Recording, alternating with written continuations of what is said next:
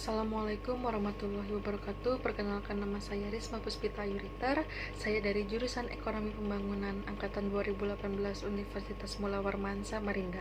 Saya di sini ingin memaparkan materi tentang pembangunan di bidang pendidikan, yang dimana materi ini merupakan salah satu tugas UAS mata kuliah Administrasi Pembangunan. Seperti yang kita ketahui bahwa pembangunan di bidang pendidikan merupakan suatu upaya untuk mencerdaskan kehidupan bangsa dan upaya untuk meningkatkan kualitas manusia. Salah satu faktor penentu bagi kemajuan bangsa adalah sektor pendidikan. Dimulai dari pengertian dalam Undang-Undang Nomor Sistem Pendidikan Nasional Nomor 20 Tahun 2003 menggariskan bahwa pendidikan adalah usaha sadar dan terencana untuk mewujudkan suasana belajar dan proses pembelajaran agar peserta didik secara aktif mengembangkan potensi dirinya untuk memiliki kekuatan spiritual keagamaan, pengendalian diri, kepribadian, kecerdasan, akhlak mulia, serta keterampilan yang diperlukan dirinya, masyarakat, bangsa, dan negara. Adapun sistem pendidikan nasional adalah keseluruhan komponen pendidikan yang saling terkait secara terpadu untuk mencapai tujuan pendidikan nasional. Pembangunan merupakan proses yang berkesinambungan yang mencakup seluruh aspek kehidupan masyarakat, termasuk aspek sosial, ekonomi, politik, dan kultural, dengan tujuan utama meningkatkan kesejahteraan warga bangsa serta keseluruhan. Dalam proses pembangunan tersebut, peranan pendidikan amatlah strategis.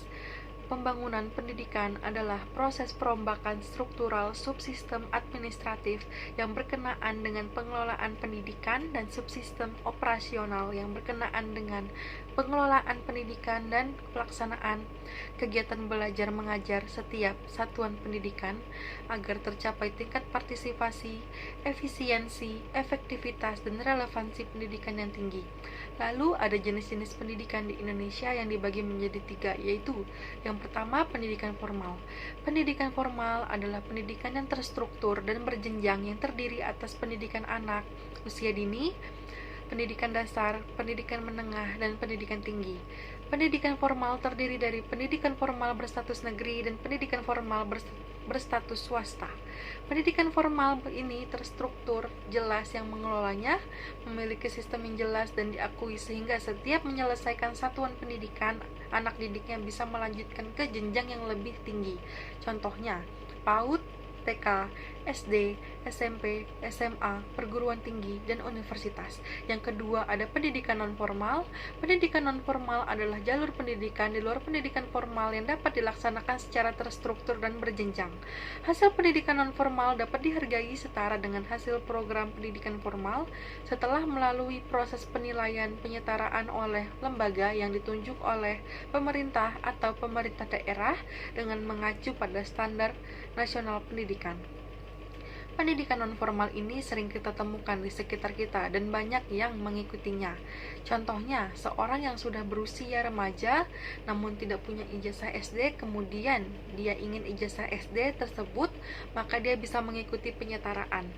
Pendidikan kesetaraan meliputi paket A, paket B, paket C, serta pendidikan lain yang ditunjuk untuk mengembangkan kemampuan peserta didik seperti Pusat Kegiatan Belajar Mengajar atau PKBM, lembaga kursus, lembaga pelatihan, kelompok belajar, majelis taklim, sanggar, dan lain sebagainya, serta pendidikan lain yang ditunjuk untuk mengembangkan kemampuan peserta didik. Yang ketiga, ada pendidikan informal. Pendidikan informal adalah jalur pendidikan keluarga dan lingkungan yang berbentuk kegiatan belajar secara mandiri. Hasil pendidikan informal diakui sama dengan pendidikan formal dan non-formal, serta peserta didik lulus ujian sesuai dengan standar nasional pendidikan. Selanjutnya, ada tujuan pendidikan. Tujuan pendidikan secara umum adalah mengembangkan potensi dan mencerdaskan individu dengan lebih baik.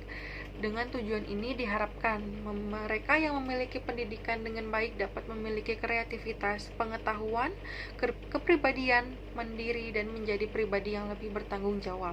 Adapun dalam undang-undang menjelaskan bahwa tujuan pendidikan nasional dalam Undang-Undang Nomor 20 Tahun 2003 Bab 2 Pasal 3 yang menyatakan bahwa pendidikan nasional berfungsi mengembangkan dan membentuk watak serta peradaban bangsa yang bermanfaat dalam rangka mencerdaskan kehidupan bangsa, bertujuan untuk berkembangnya potensi peserta didik agar menjadi manusia yang beriman dan bertakwa kepada Tuhan Yang Maha Esa, berakhlak mulia, sehat, berilmu, cakap, kreatif, mandiri, dan menjadi warga negara yang demokratis serta bertanggung jawab. Pasal tersebut mengisyaratkan bahwa praktek pendidikan di Indonesia diarahkan kepada upaya mengembangkan manusia utuh, manusia yang bukan hanya cerdas dari aspek kecakapan intelektual saja, melainkan juga kepribadian dan keterampilannya. Lalu, ada fungsi dan peranan pendidikan dalam masyarakat. Membahas tentang peran dan fungsi pendidikan dalam masyarakat, ada berbagai macam pendapat. Buraji menyatakan bahwa pendidikan sebagai lembaga konservatif memiliki fungsi sebagai berikut.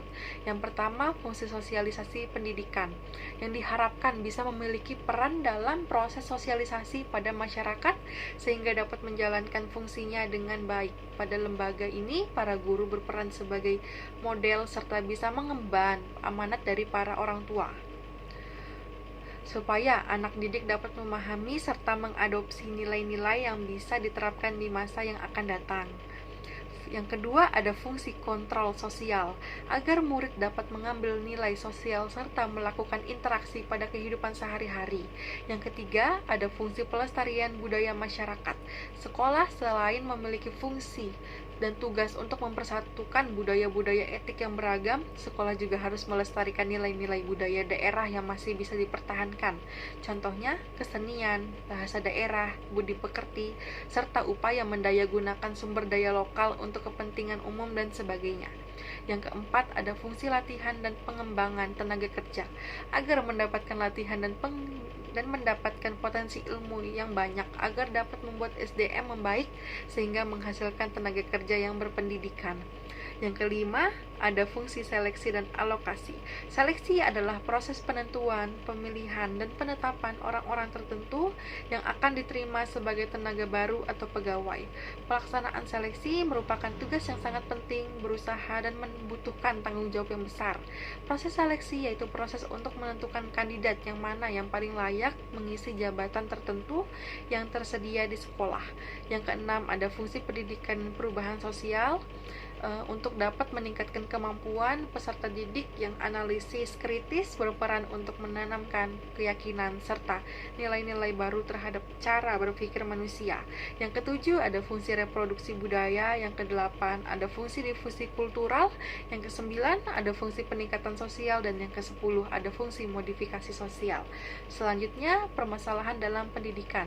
Secara umum dapat dikelompokkan menjadi 4 permasalahan utama, yakni yang pertama adalah terkait dengan kualitas pendidikan, yang bisa dilihat dari 3 indikator utama, yakni proses pembelajaran yang masih konvensional, kinerja dan kesejahteraan guru yang belum optimal, jumlah kualitas buku di sekolah yang belum memadai.